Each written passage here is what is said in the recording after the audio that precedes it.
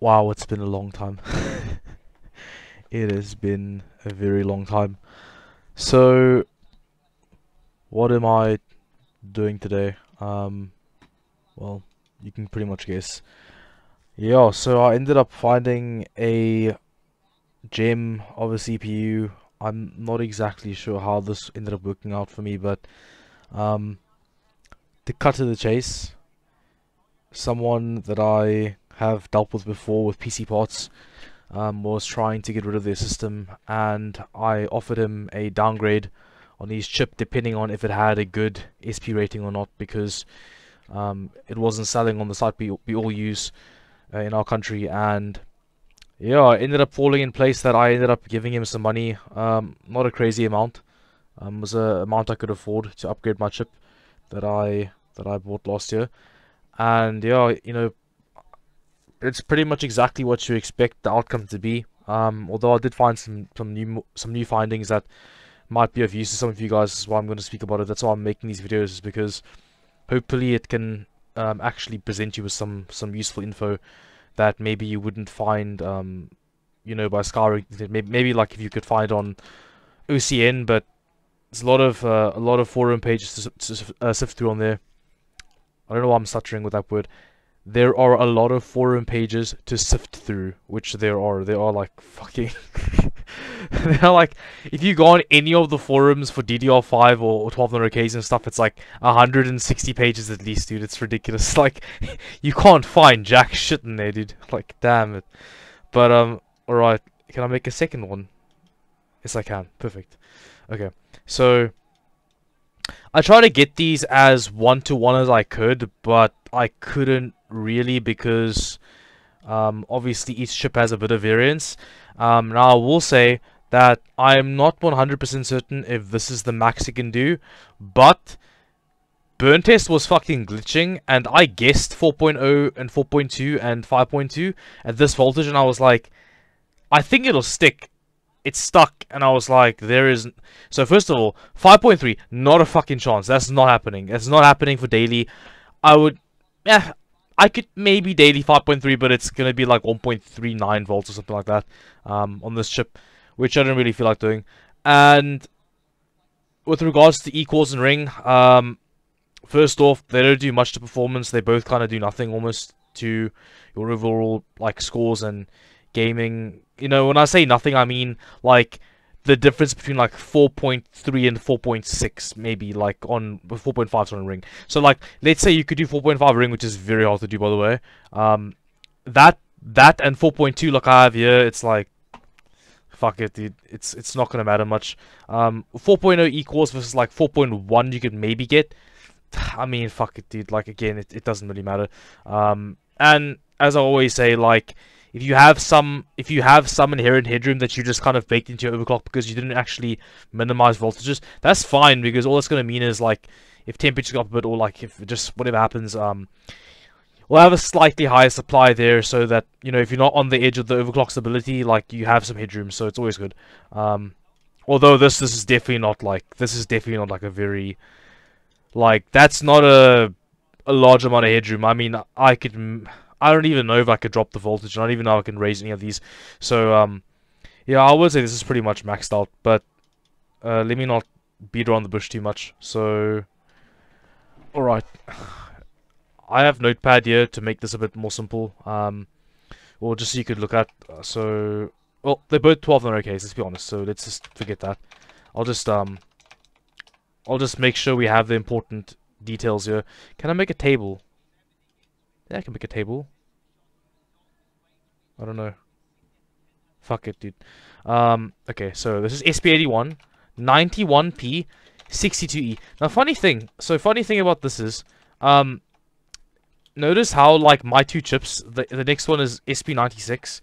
And by the way, this is all, like, hearsay. This is all, like, you'll kind of have to, like, trust me, bro. Kind of, like, like, source, trust me, bro. Like, even if I could take a picture... Okay, I have a picture of the 96 because the guy sent me proof, obviously, before I like, paid him some money for my basic one, to upgrade to his. But my first one was a SP81. I don't have a picture right now because I don't have a ROG board and I lost the picture I had on my phone a long time ago. If I even ever had one, I don't know if I see my buddy. I think my buddy Morgan saw the picture because I showed him. I was like, "Oh, dude, look, I got a fucking trash bin, dude," and he was laughing at me.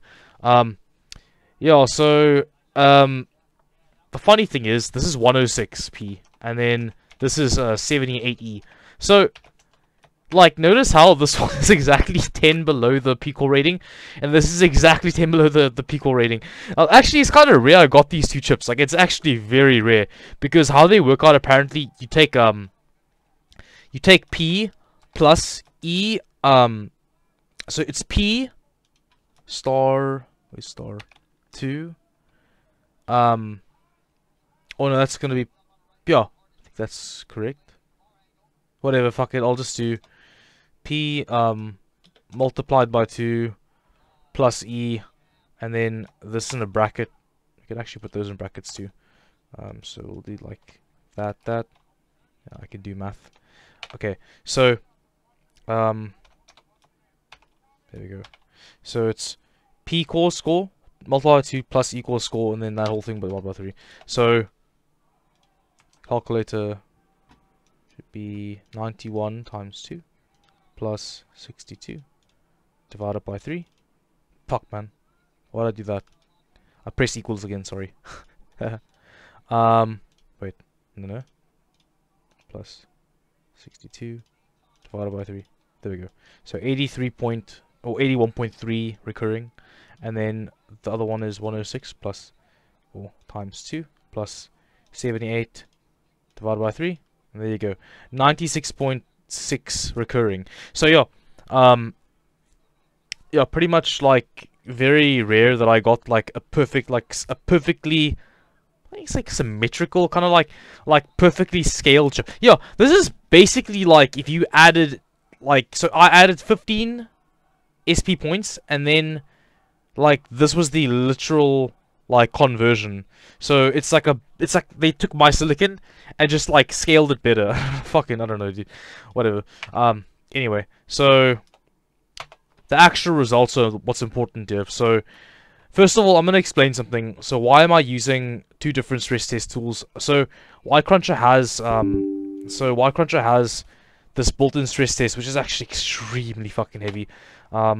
So these 7 tests that are enabled are useful for I would say like overall CPU testing, and then the last 4 in particular over here are what I use for memory testing now. Now these last 4, if you can get them stable, reboot stable, and like stable on multiple loops of it, is pretty much like running burn test. Burn test and Y-Cruncher are like, if you can pass burn test for your RAM, you'll pass Y-Cruncher for your RAM. If you can pass Y-Cruncher, you'll pass burn test. And now here's where it gets a bit tricky. So with burn test, if you run P-cores only, the test runs extremely fucking fast. It really like runs really fast, and it heats up your CPU a lot.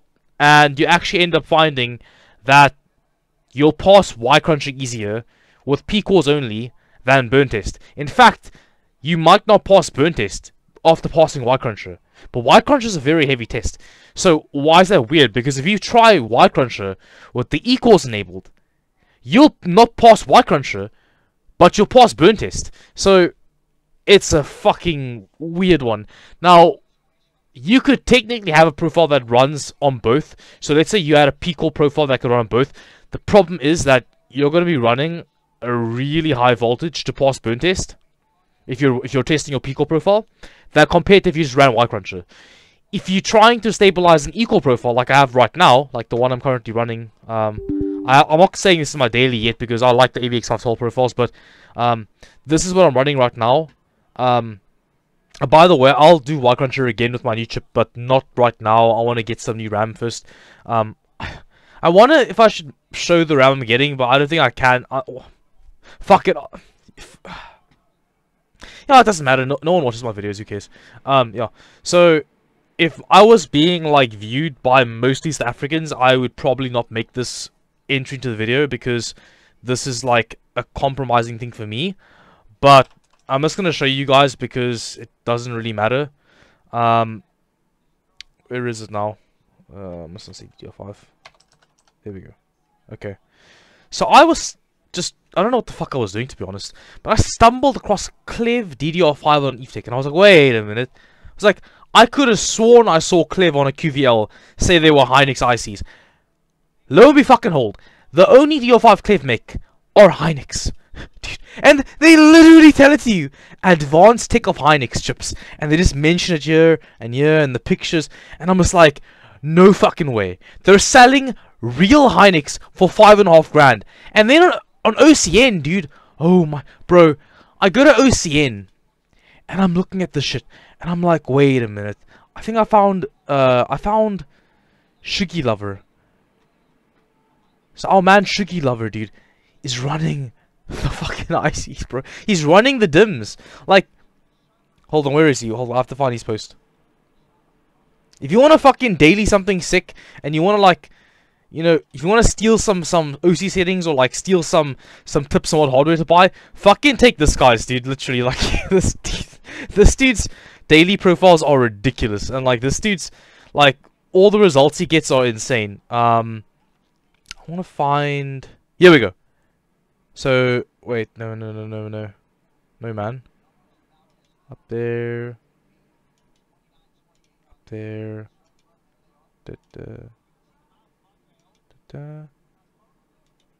Here we go. Alright. Wait, no, it's not this one, man. Fuck. That's stupid. Damn it, dude. Can't find the fucking post, man. No.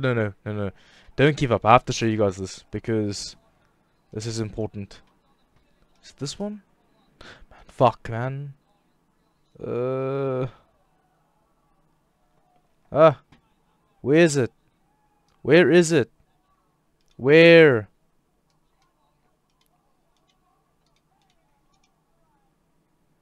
I don't know if you guys can hear something in the background, but if you can, that's UFC. I don't want to get a fucking copyright strike. Oh, no, it's not gonna happen. That's chilled. Fuck. I'm not gonna find it. Source, trust me, bro. Trust me, bro. This guy is dailying them. Like, this is his new. This is his new daily. This is his new 24/7. These sticks, and he's got them at 7200 C30. So yeah, this is some fucking goddamn Hynix, dude. And I need these. The problem is, this is not nothing. Like 5.5 grand's a lot of money. When I can sell my old RAM, I'm selling it right now. I'm trying to sell it first. I'll buy these, and then hopefully on this fucking Taichi board I can get like 68 C30, and then I can run Y Cruncher at like 5.3 gigahertz for like one run, and then I should be good to go. I think I can get like one 5.3 run out of it, and like 4.9 ring, because the cache in this chip actually isn't that good, I've noticed. And yeah, I want to try and like get something cool. 512 too. I have 512 enabled because this chip is actually old batch from last year. So I think I can hopefully get that going, and then in the next like 3 weeks or something, and then I can bring a video where I actually have like a really good Y Cruncher score.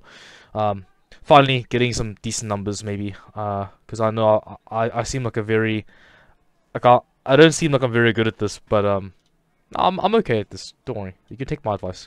Right, so where were we now? So now I've explained the difference between the tests and stuff and all that shit. Now let's get to the actual meat and potatoes. So the first picture, and this picture. Okay, so now keep in mind the temperatures in these two pictures. So this is, man, 24C, and this is all the way down at 11C, because I tested just now. Now in that regard, this would probably require like 1.32 to 1.33 if it was this warm, right? But just to put in perspective, like this ran 5.0, 4.0, 4.0, same voltage, same LLC, same board, The BIOS revisions are like one rip apart, and trust me when I say that there was no, again, source trusty bro, there is no voltage regulation difference between these two BIOSes, I promise you that. Like, for the last, like, 4 fucking BIOSes, there's been no difference. So, this is all, like, comparable. So, if this chip was tested at this kind of temperature, I would say maybe 1.27. So, you could look at, like, this picture as a kind of like a guide, because this was 16C and it required 20 millivolts less. So temp makes quite a difference. But you can imagine, like, this is still gonna be like 1.27 at least, and this is the 1.3, so it's 30 higher, right? But you're getting on the SP96 chip literally 200 megahertz on the P cores and 200 megahertz on the ring, dude. That is like, now imagine you just like bought this chip out of the fucking box, like off the shelf, and like literally 200 megahertz, like right there, and then some ring voltage too. Now, tangibly speaking, like in practical like differences, is 4%, and 4% in a like kind of ideal scenario would result in you know, like 4% more performance in a CPU, like a benchmark that leverages the whole CPU. Maybe even one that maybe doesn't leverage as much cache, or sorry, as much RAM. So let's say one that leverages mainly the CPU's cache.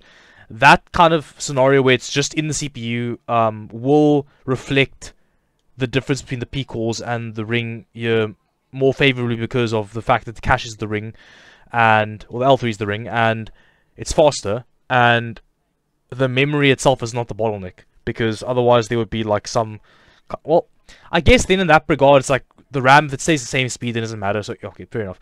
But yeah, so in a synthetic load that leverages CPU 100%, this should be 4% faster on the better SP core, SP CPU.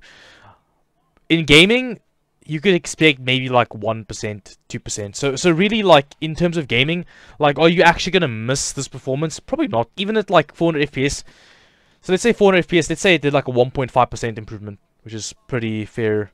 6 FPS. I mean, look, yeah, you're not gonna care, are you? But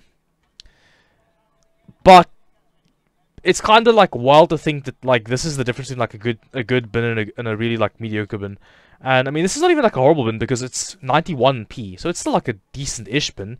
There's some fuckers out there struggling with like 85, bro. That's sad. Pray for those guys, man. Damn, like that's horrible. But anyway, so yeah, that's pretty fucking remarkable. Now let's move on to the P-core one, the 512 stress test now, and let's find our 512 numbers here. Okay, let's do 5.1. Just to show the kind of like ludicrousness that the situation is kind of conveying. Understand that this is literally, so okay, granted again 14C. Now let's look at the other one. I would say it's not going to be much for 16C. Okay, now we're cooking. So 16C, 14C, pretty much identical-ish weather conditions. So pretty much the same kind of like cooling environment around the CPU, around the actual like PC case.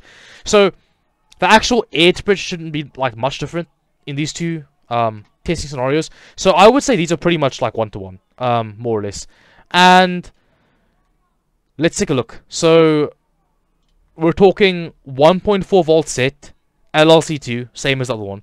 5.1p, 4.8 ring.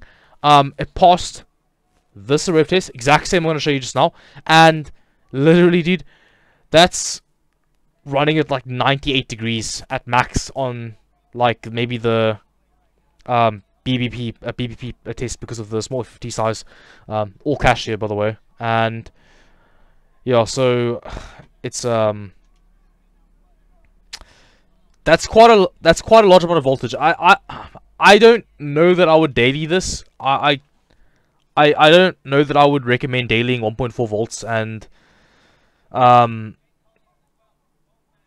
yeah, I wouldn't bother. Just would say just daily something else, because you know, you might just.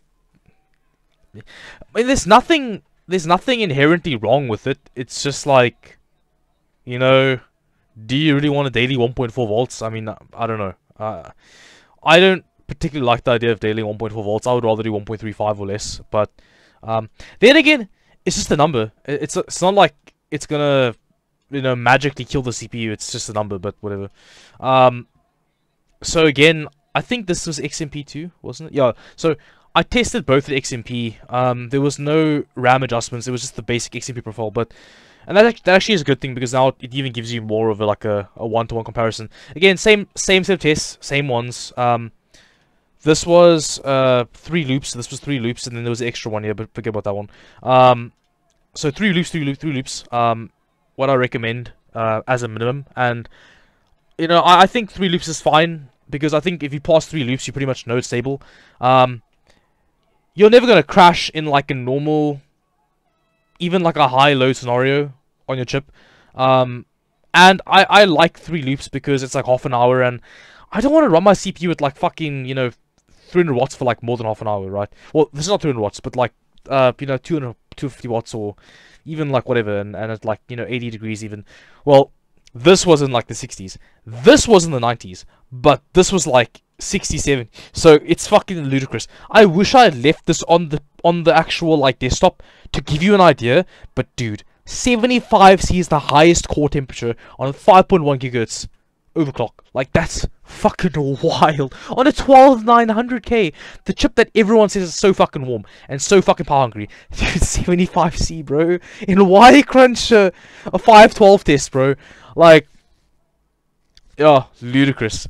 So this was literally a 200 millivolt production. So this is 1.2 set in BIOS and 1.4 in BIOS again, like I said. So 200 millivolts. And yeah, I know this one is, you know, 4.7 ring. I had to use 4.7. It wouldn't pass with 4.8. I don't want to up it. I wanted to like try and stick to 4.7 or 4. Sorry. I wanted to try and stick to 1.2 itself, like the number. I just like the number, and I wanted it to be like a 1.2 volt overclock.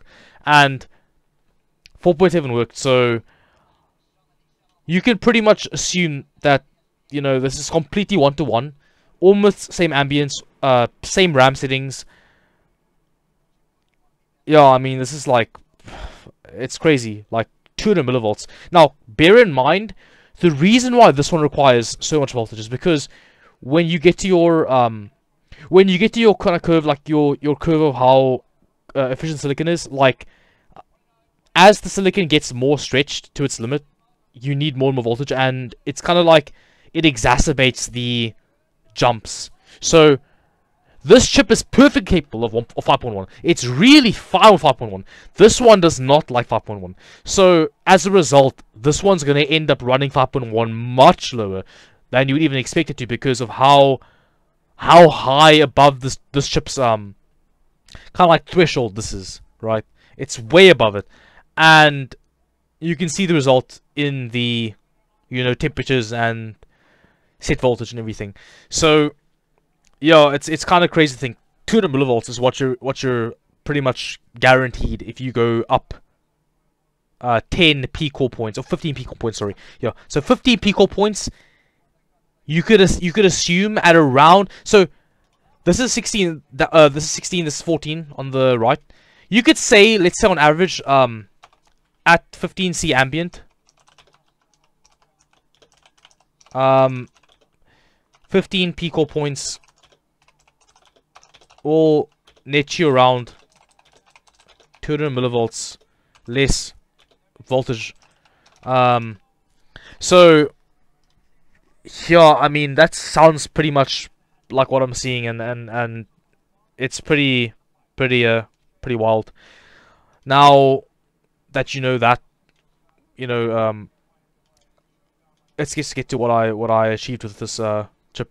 So what I could do, and now I don't know if this was like completely stable. Well, no, it wasn't stable at all. But I managed some fucking how to run R23, and we had to use 4.1 ring and 3.9 equals because of how how fucking stretched this was, to be honest. So I had to clear up some of the cache rail, the core cache rail, to allow 4.5 to run in this test, because R23 is quite heavy. Like, this is quite a heavy AVX test. It runs quite warm, and it will crash on you if you aren't, you know, somewhat stable. So this is about 29,500 more or less. I know it's not quite, but let's just say for argument's sake, 29,500, and yeah, compare that to like a realistic max on my old chip. Like, you could say, I think, what is the best one? Was it this one? It had to have been this one, right? It had to have been 28. Wait, let's just look at them. 20. So that's 28,700. So it's 28,800. Okay, that's better. It's a better one. 28,900.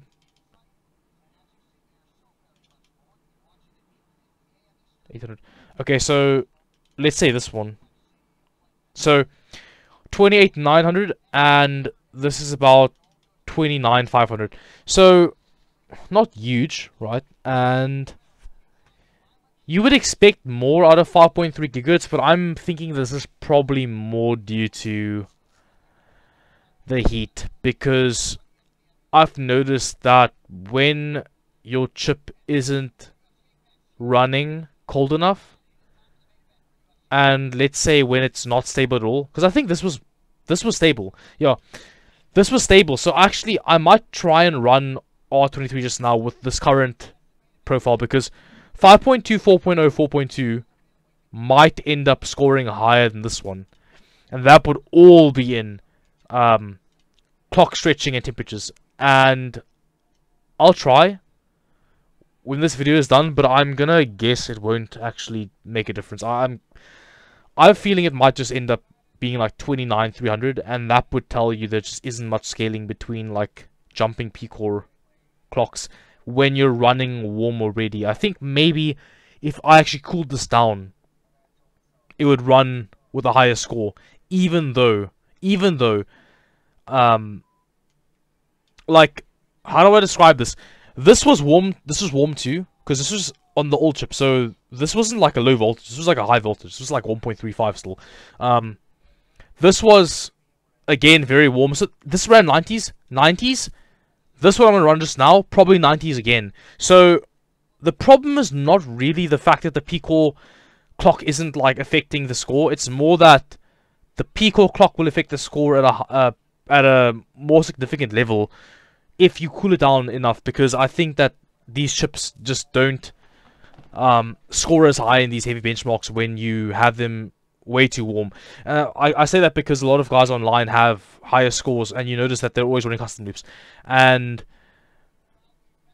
yeah, they're always at like 31,000 with like 5.3 gigahertz overclocks, and it's because they're running the chip so cold. Because I don't exactly know why this happens. I don't know if like the chip has internal errors or whatever, but it might be that. It might be like internal errors that cause performance loss, but I don't know that's the right answer. It might be, but yeah, so there is definitely improvement though. Let's say like if you were like me and you don't have a custom loop and you're running with AIO, in the 90s, you could say like this would be a fair statement. In the 90s, so as warm as R23 would run before heat crash.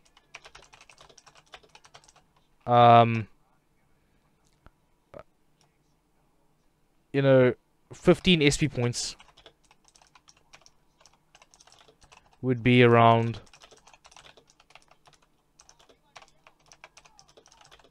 and like let's say about 500 points. Like, so yeah, overall, am I happy with this chip? Yes, I paid $50 to upgrade, so I'm very happy with what I got out of it. I think that was a fair price. Well, it wasn't really fair because it's never really fair, because the guy that I got it from obviously didn't pay for the bin. He just bought something for, you know, whatever the price was, and he got, you know, lucky. But, you know, $50 in, it's not terrible. I'm happy with it, and this was actually better than what I was expecting. I was almost, you know, scared that I would see like very Like very minimal improvements. Like I was even skeptical as to if I could run like 5.1 all core at like 1.3 volts. When I got the chip, dude, I was running like 5.1 all core, like 1.28 volts, and I was like, oh, is this gonna run? Is this gonna run? And I'm just like, oh, it's running easy. And I'm like, oh, fuck it, I'll 1.25. Oh, it's running. 1.2. It's gonna crash. It's running. I'm like 1.15. It's like it's running, and I'm like, wait, it crashed. It's like 1.175. It's running. It's gonna pass. It crashed. I'm like, okay, fine, fuck it. 1.2. It actually still errored, and that's because of the cache. And I'm like, oh fuck. I'm like, I have to get 1.2 at least, and then yeah, I got 1.2. So yeah, cool chip, very cool chip, cool results. And oh, last thing, RAM.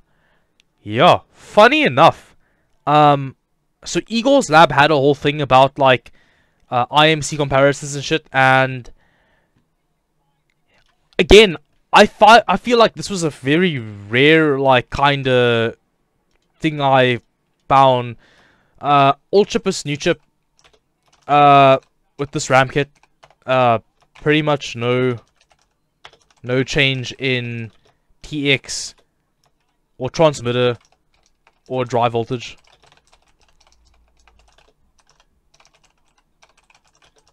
And if you want to know why I refer to them as app, it's because MSI uses, so fuck it, let me just do this, dude. Fuck it. MSI does this. CPU underscore VDDQ. Ooh. And CPU underscore VDD2. Ooh. ASRock. They do CPU underscore VDD underscore IMC. VDD underscore, let's again. Where? No, don't be dumb now. What is it? CPU, there we go. VDD underscore CPU. Right? Yeah. Yeah. Yes. Yes. That's correct. Okay. ASUS. They do TX. Oh, I actually like the way they write it out. That's pretty cool, actually. IVR transmitter VDDQ. Sounds so cool. And then, this makes no fucking this, wait, is it, how do they fucking,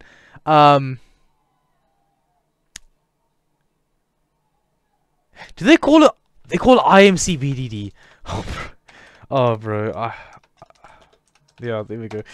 It's so funny why they call it that. It makes no sense.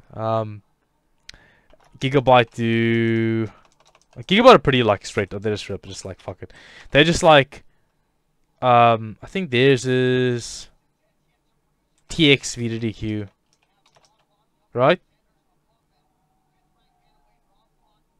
No, they call it like VDDQ transmitter or something, whatever, and then they do VDD2. So the problem with this is that they're all fucking kind of, in a way, they're all not explaining it, or explaining it like improperly, or like not being clear. So which do I like? I sort of like. I sort of like. It's alright. I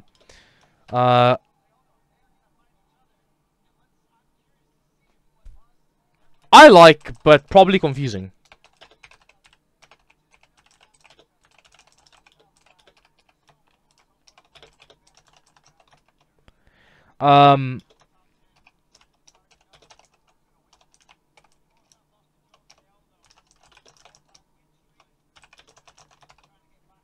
And then we'll just do, this one is probably objectively the most correct. Yeah, so I think this is the one Intel engineers would like improve of the most. Now, I like to call them transmitter and drive, just because this is the drive voltage, the VDD2 rail. Call it drive because it's external, it's the external rail, and by saying drive voltage, you're kind of removing all this kind of like nomenclature, because this is VDD2, this is CPU VDD2, VDD CPU, IMC VDD. Now, this one is completely wrong. But in a way, it's also not wrong, which is so fucking weird. It's not wrong because technically it's... Like, these two, like... I don't know, man, like... So, these are kind of more objectively correct because of the fact that they just mentioned the name Intel provided, and this is the correct rail name. So, it's the most correct way of saying it. This one would probably be the most correct overall because of the fact that this one mentions CPU, and now it's like making the person think like, oh, is it inside the CPU? Is it not good? Not good. This one too, again, you could think this means again like inside the CPU because it's CPU underscore whatever. So this one is also like, this one is very, very confusing because it's like IMC VDD. So now you're like, oh, it's the IMC's voltage. Like, oh, that's got, it's got to be that. It's got to be that for sure. It's like, no, this is like not at all the IMC's voltage. Like, it's not at all. This voltage hits the CPU pins, or like the 5 pins at the bottom of the CPU. They're called the VDD pins, but they're the 5 pins, and it just kind of like maintains signal integrity for the RAM because of how DDR5's switching frequency and all the fucking signal noise and all that bullshit. Like, yeah, the rail's needed. You need the rail to actually drive, DDR5. You don't need much of it, depending on how high speed it is, obviously. So at JDEC it's like 1.1, which is fine because 1.1 volts in the RAM, 4800 megabits per second. It's like, yo, 1.1's enough. Now, as the RAM frequency increases and as your RAM voltage increases, you need to scale up. However, I don't fucking know. Don't ask me. I have no idea how this rail works at all. I've got no fucking idea. I don't understand it. I have tried and tried to understand it. I can't wrap my head around it. It doesn't scale linearly. It's different between boards. I have no fucking idea. Honestly, by this point, I don't really care. Like, I'm kind of over it, to be honest. It's getting annoying with DDR5 because of how unclear the kind of, like, adjustments that are needed are. But yeah, so that's drive voltage, and then this is just your transmitter voltage. VDDQ, VDIMC. It's just it's transmitter voltage. Just call it that because it is. And yeah, so between the two CPUs, no difference. Literally no difference. And for the kit I have here, it's a fucking sad kit, dude. I'm not gonna lie. Like, this kit to get it Y-Cruncher, burn test, and test Mem5 stable, you literally cannot adjust anything. Like, you can't adjust either of these two rails, and you can't adjust this one or this one. So literally, like, 1.35, 1.35, 1.35, 1.35, as per the XMP, where they like to match the fucking 4 for some reason, which makes no sense again. You actually need it, funny enough. Like, you can't get this RAM kit stable when these rails are, like, kind of mismatched. I don't know why that is. It's my 4th kit now, I believe. Is it 4th? Wait, hold on. 1, 2... 3, 4. 4th kit. So, the first kit was broken. That one was just, fuck that kit. That was stupid. Waste of my time. Second kit was got your fucking Samsung ICs, which is, like, hard to find. That kit died, rip kit. Then the next kit was a kit of the same mismatched ICs, though. However, the profile I got running was actually much more impressive and makes me wish I had kept it. When I got an RMA because of the fucking, you know, the non-sequential dim serial numbers, this new kit is fucking atrocious. What am I running? I'm running the XMP rail settings again, like I said. So, XMP rail settings. So, this is DRAM stuff, and then transmitter,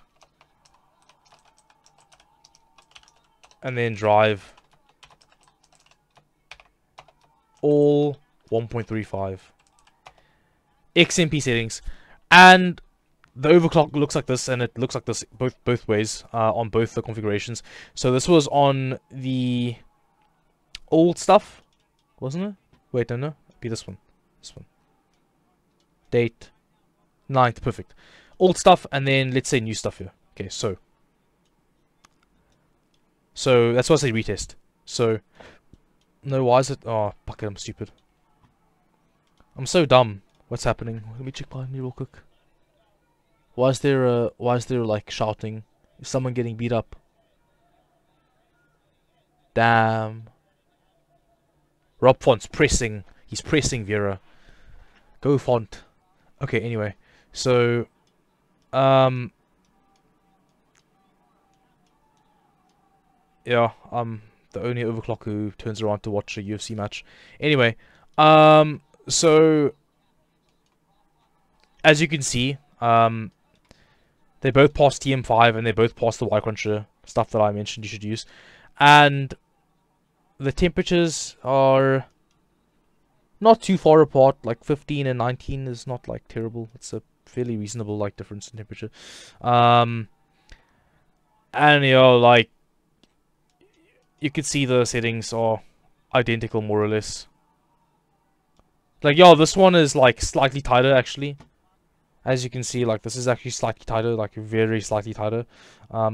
And by the way, I didn't tighten this. So what happened was I actually used a different trading setting and it trained a bit differently. So this trains a bit different now with but it's almost the same. And really, like, let me tell you, like, those minute differences in settings are not gonna really matter for stability. Like, look, it even trained differently now. Like, look.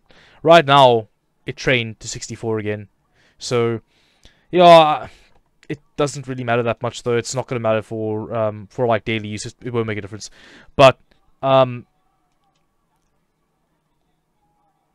could not really get anything more out of this kit, even with the new CPU, and the requirements remained pretty much the same. Now, what does that mean? It means that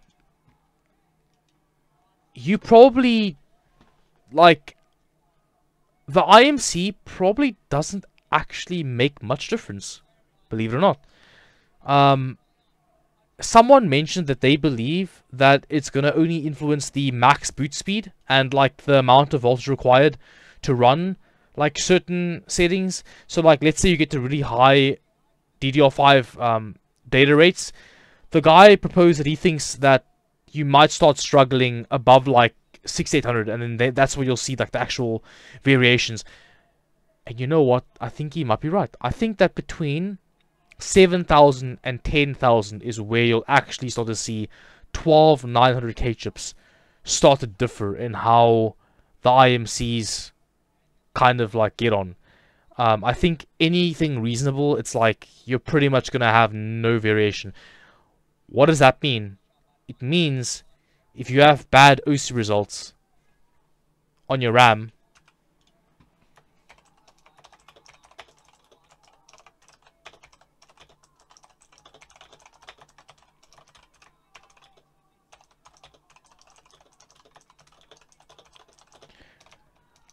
yeah, pretty much.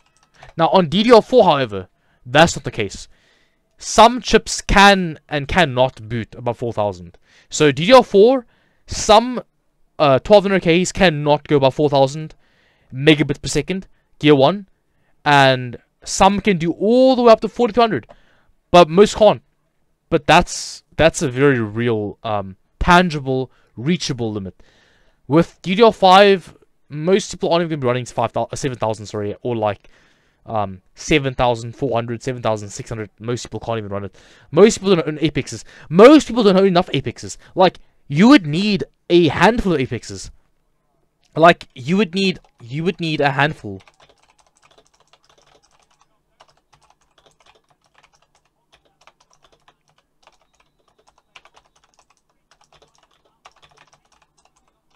Wait, it's actually incorrect. It's like that.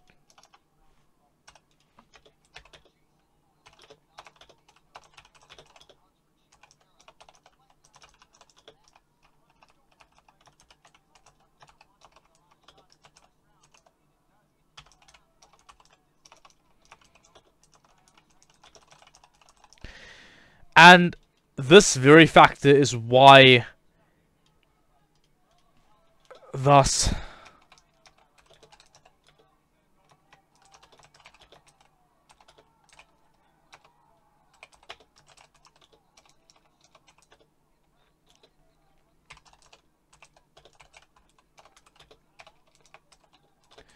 And I'm actually very surprised by this finding. I really did not expect this to be the case. I kind of thought this was I thought that the IMC was a big factor on DDR5, and like I thought this was like part of why all the stability was happening, all the stability problems were happening, and I was certain. But from further inspection now, I've come to realize that it's actually all on the board, the BIOS and the RAM kit. The CPUs themselves, you know, I actually feel quite bad because I kept saying like, oh, it's the IMC quality, it's the bidding, it's whatever. And now here I am with the God tier CPU, and yeah, I can't actually find any real benefits to having this chip. I don't think that the IMC actually, well, it could be that my IMC on this chip is like coincidentally like the same quality as the one on the other chip, but either way, like pretty much what you're seeing is that, yeah, I would pretty much say that Eagles Labs results are pretty indicative of what's the truth, and that is that for the most part, the only place you're going to see variation is like DDR4 Gear 1 4000 megabits per second and above, and DDR5 7000 and above. That's when you're going to start seeing like CPU to CPU, can this boot, can't this boot, can this be stabilized. But below that, you know, they're all pretty much the same. So that's about it. Yeah, I'm gonna try and get my hands on those Clev sticks, and I don't know, maybe in the future in Apex, but it'll depend on like how much money I make from my job, and I guess how much I desire it, you know, when it's available. Well, so I'll get it from here. So there's a guy I know. We're not like buddies, but like we are like acquaintances. And he owns this store called EKD, and he has some like pretty good prices. Like this is 9.5 for the Carbon, which is actually a really good deal compared to other places. And he's got the Apex for 15,000, which is a lot of money, but it's not affordable. It's a lot of money. It's a lot of money. But if I could sell my motherboard right now and get some money saved up, I could potentially purchase one in the next couple months. Any fear of mine is that we are currently in May. It's actually May the 1st today. What am I doing? It's May the 1st, and yeah, dimes to dollars, we're gonna see Raptor Lake around October. So we have exactly 1, 2, 3, 4, 5 months before Raptor Lake. That's still like half the lifespan of Alder Lake, but is it really worth it by this point? I don't know. I would have bought this for sure in the beginning. Like, if this was on sale when it came out, when Alder Lake came out, well, actually, that would have been a good idea. Because the 2021 Apex quality control is fucking atrocious, dude. Like, I hope to God, because our country only got these boards in, like, 2 months ago. So, oh, no, 1 month ago. 1 month ago. So I hope to God that this board that they're stocking, because this is Rectron stock, I think. This is Rectron stock. I hope to God Rectron stock is the new batch. If we have 2022 Apexes, bro, you cannot find those anywhere, dude. All the fucking overclockers want them, bro. Dude, if I fucking pull a 2022 Apex, you best believe I'm gonna go on OCN and I'm gonna fucking show everyone, dude. I'm gonna fucking be an asshole. But yeah, so fucking just hoping, dude. If I can get an Apex 2022 version and those Clev sticks, bro, I'm bringing you guys some fucking 7,400s. I'm telling you right now, like, we're in business then, and we fucking overclocked. Now then we're fucking bringing some cool shit to the table.